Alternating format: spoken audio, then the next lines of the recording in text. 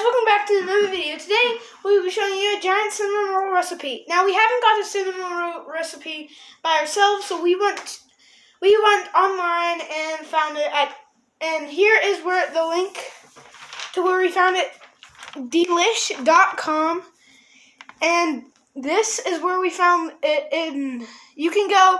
My mom is doing different measurements for the cinnamon roll, so if you want to do different ones, check out what this person did, and let's get into the video. Okay, so we're going to try a brand new recipe. Like Pickle said, we have never done this recipe before. This is very new to me. I like to try new things all the time, and it's a giant cinnamon roll. The thing that I really like about this recipe when I was looking at it is that it uses crescent rolls. Now, if any of you are like me, a shortcut is always a nice break. And these crescent rolls you can make almost anything out of crescent rolls. So there's literally hundreds of recipes out there that you can use crescent rolls in, and you don't even most of the time make actual crescent rolls with them. It's just a really great dough that's versatile that you can use in lots of ways. So the first step to make this giant cinnamon roll is to unroll a whole roll of crescent rolls, okay? So that's usually 8 crescent rolls, but we aren't gonna make crescent rolls. We're gonna make one big cinnamon roll. So we're gonna take them and roll them out, flatten them out, and we're gonna pinch together the seams a little bit because we just really want it to be one big piece of dough, but mostly. So we're just gonna pinch the seams together really the best we can, okay? And then, after we do that, we're going to brush them. Well, we're going to cut them apart. I'm going to do that first because I think that makes the most sense.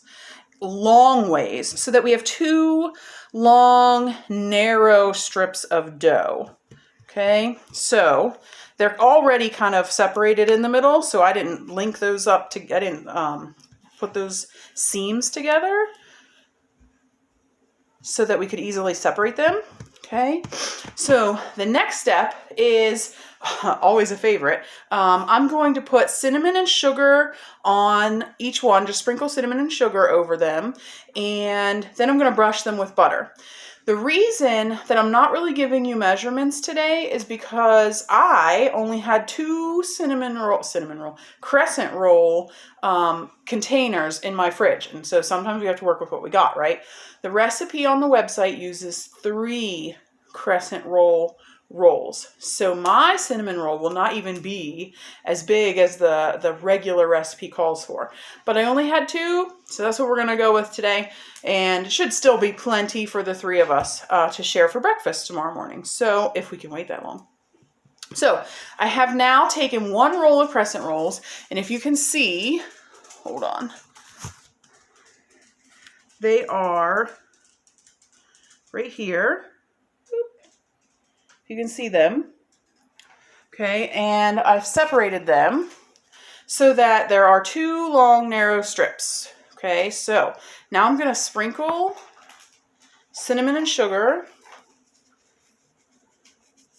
over the top of both of them.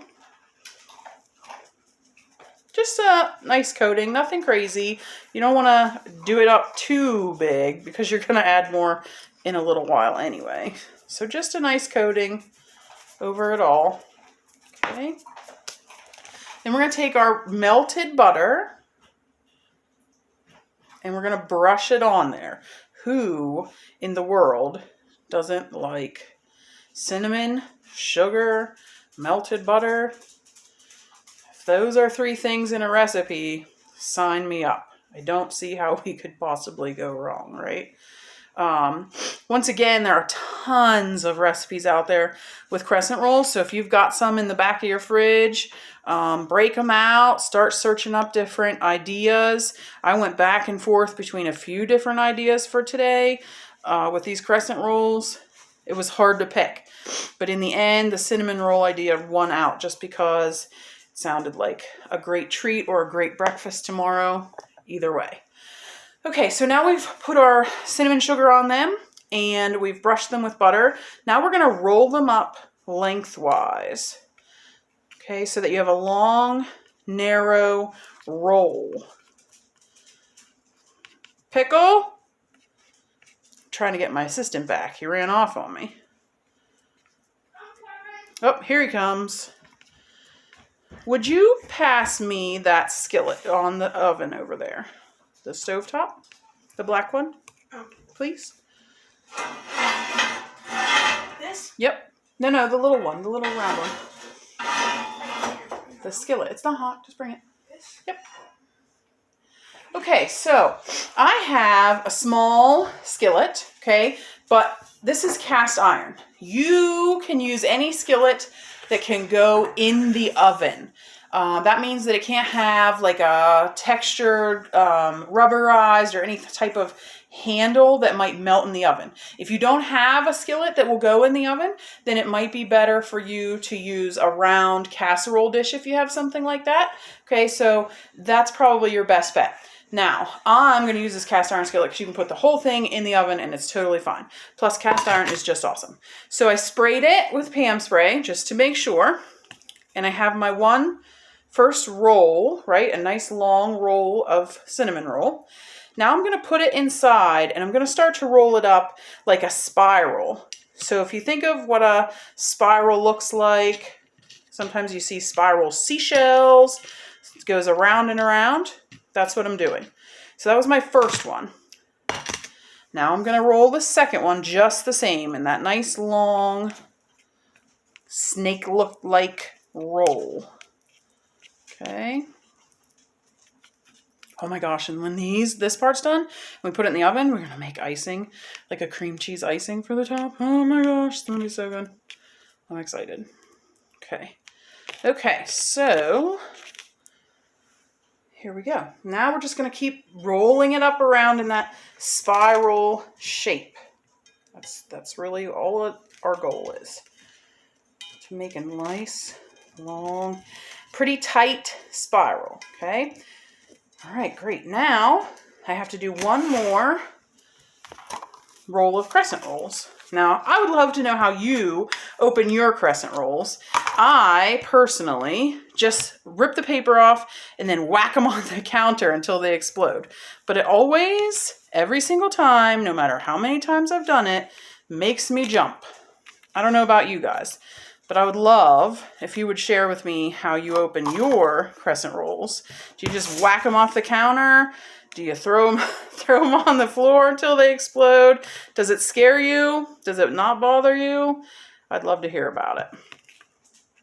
All right, now I'm just pinching the seams together just like we did before, keeping my sleeves rolled up.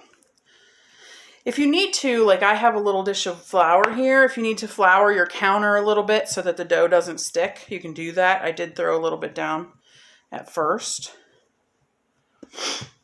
just to make sure.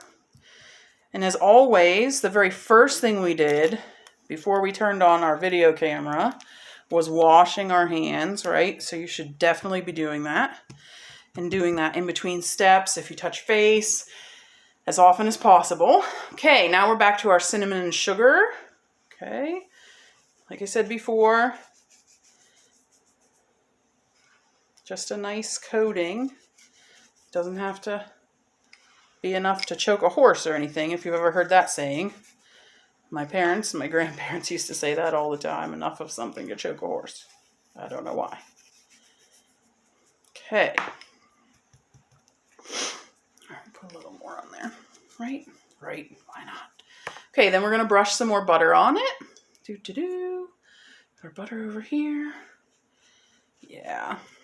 Then that's the part that really makes everything happy again, right? You add the butter, you see it get all gooey on there, and you think about how good it's going to taste. Oh, yeah. So while I'm working on this step, once again, I'm going to ask you, what in the world is AC Valley having for dinner tonight? I'd love to hear about it. I always love to hear about new recipes, new dishes that might be out there. I'm always up for learning about and trying something new. If you want to share a recipe, feel free to do that. We at this house are having a pork roast that's in the crock pot. I seasoned it with a little bit of onion mix, like onion soup mix, the dry onion soup mix. And we're going to have baked potatoes. So that sounds pretty good to me. And it's starting to smell pretty good too. It's been in the crock pot all day. It's looking good, smelling good. I think we'll be ready for it here later. Okay, so we brushed our butter on. And now we're going to roll it up into that nice long snake-like roll. Just like we did before. Okay. Work fast. My oven is ready. Okay, so we'll put that in our spiral. Just keep it going. Keep twisting it around until we can fill up our pan. Oh, it's going to fill it up perfectly. Now remember, I only made one with 2 rolls of crescent rolls, 2 cans of crescent rolls. The recipe calls for 3, so if you only have 2, you can totally make it work. I just took a little off of everything that I put in for the cinnamon and sugar and a little bit less butter, and that was it. So it's not hard to adjust the recipe if you only have 2 rolls at home also. Okay, so oh yeah, I think we have a winner. So if you can see, there it is. Looks good. The next step is to put a little more of this cinnamon and sugar on top. And we have lots of it, so we're not going to skimp around. I'm going to throw it in there.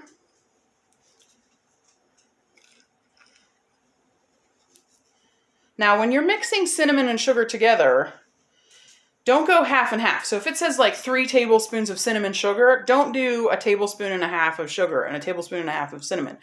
Cinnamon is super overpowering, so you don't need as much of it. You want more sugar than cinnamon. Okay, always more sugar than cinnamon. Quite a bit more. So if it calls for 3 tablespoons of cinnamon sugar, I would say 2 to 2.5 tablespoons of sugar, and then the rest of cinnamon. That would be plenty. Okay, now I'm going to use the rest of my butter that I have melted to brush over the top.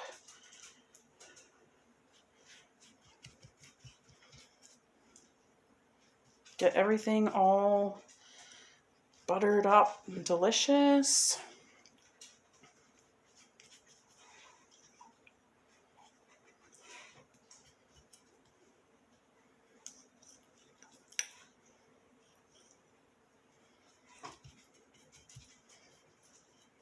Okay, it's already making a nice gooey topping. That cinnamon sugar butter mixture is doing everything you want it to do. Making that nice, delicious, gooey topping. Okay, so that's done. Okay, so you can see, all right. Let me see if I can get my assistant back. Pickle! He keeps disappearing on me. Are you coming? Yeah. Okay. Can you grab the camera and just follow me to the oven? Sure. Okay. We're going to pop this in the oven at 350. My oven's already hot. And actually, because I know that crescent rolls brown quickly, more quickly than they need to probably, I'm going to cover it lightly. Like, I'm just going to loosely cover it with foil. That will keep them from getting too brown too fast, because you're going to bake this for almost well, if you do the full recipe, a half an hour. I'm going to go a little less because I used a little less crescent rolls, but the full size one bakes for half an hour. That's a really long time for crescent rolls. They'll get really brown. So I'm just going to loosely cover it with foil. Okay. All right. We'll be back with our icing shortly. Hey guys, we're back, and today we're ready to make our icing. Okay, so our icing is a really great cream cheese icing, which I think is going to be perfect on our cinnamon rolls. So my mixer guy is going to come over, and he's going to run the mixer. just like yesterday. This is softened butter and softened cream cheese. I believe the recipe called for a ½ cup of butter, but again, because I made a smaller one, I went a little lower on the butter, so I used about 6 tablespoons. And then the cream cheese is a ½ of a block, so 4 ounces. So cream cheese comes in these blocks. This is about ½ of one, okay? So he's gonna beat the crap out of it. We're gonna whip it until it's fluffy. You can start with low, then we'll move our way up.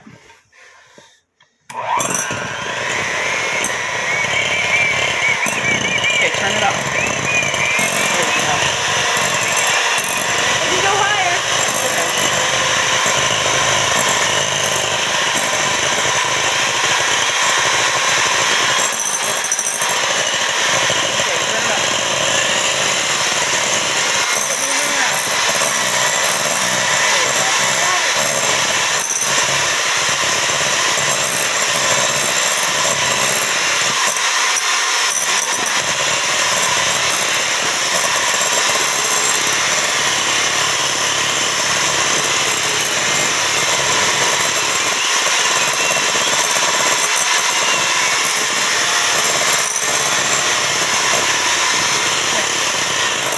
Okay, so now we have a smooth, don't wander off, assistant. We have a smooth butter cream cheese mixture. It's all together, no clumps, no lumps. And he's going to grab my vanilla out of the cupboard right there above the crock pot, please. Nope, the other one. Yep. That little bottle right in front of you with the blue top. Nope. Yep, nope, right there. You just touched it. Hold on. It's right here. Come back. Okay, so we're going to put in a little bit of vanilla, about a little less than a teaspoon, maybe 3/4 of a teaspoon. And we're going to add our powdered sugar. Now, if you remember from yesterday when we made icing, we remembered that we should not just dump our powdered sugar in and crank the mixer on high because it'll explode in our face. So before we do that, we're going to just kind of use the mixer to get it mixed in gently first before we turn the mixer on, okay? So once you have it where you think it's kind of a little incorporated, then you can turn your mixer on. Start with a low setting.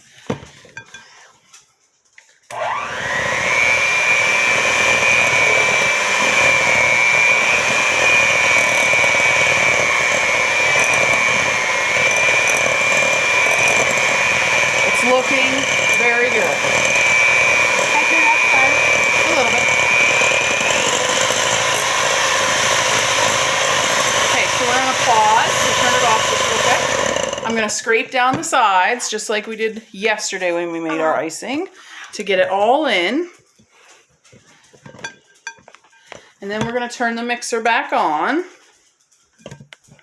for a minute. Okay, here you go. Okay, and try to get the rest in. Now, while he's mixing this time, I'm going to be adding a little bit of cream. Now, if you don't have heavy cream, just like yesterday, milk is totally fine. And I'm only going to add it until it gets to a texture where I can pour it, but it's still thick. Okay, so you don't want it to be too thin, but it doesn't have to be like brownie or cake icing thick either, because you're going to put it over these cinnamon rolls when they're still warm, and it's going to get melty and cover the whole thing and sink into all the cracks and all of that. So you don't need it to be super thick, but you don't want it to be runny either. Okay, and I'll kind of show you what that looks like. So here we go.